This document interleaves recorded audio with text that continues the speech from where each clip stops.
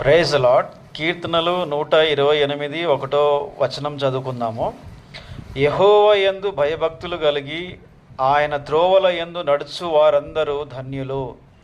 ప్రభువున దేవుడు ఈ వాక్యం ద్వారా మీకు చెప్పేది ఏంటంటే, దేవునికి భయపడి ఆయన వాక్యంలోను, ఆయన బోధలోను, ఆయన ఆజ్ఞలోను, ఆయన క్రొత్త నిబంధనలను ఆయనను వెంబడించి జీవించే వారందరినీ ప్రభువున దేవుడు ఏం చేస్తా అంటున్నాడు? ఆశీర్వదిస్తానని చాలా స్పష్టంగా చెప్తున్నారు. పరిశుద్ధ గ్రంథం నుంచి తీసుకుంటే మనము యోబు తాను తన స్థితి మంచిగా ఉన్నప్పుడు కూడాను ప్రభువున దేవుని పట్ల గౌరవంగా భయంతో ఉన్నాడు.